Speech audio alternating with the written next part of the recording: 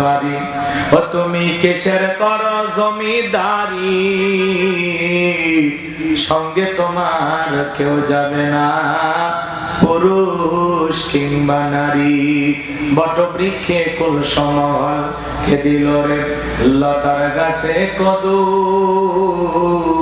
মৌমাছিরা কার আদেশে মৌসাকে দেয় মধু। শিমুল গাছে কে দিল রে নরম নরম তুলা, চৈত্র মাসে কার আদেশে জমিন মাঝে ধুলা। কেবা হলো দিবারাত্রি দক্ষিণা হিমেল বায়ু,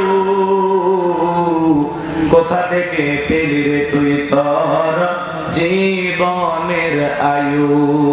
কেবা দিল তোর মুখে হাসি অথই মধুর কথা,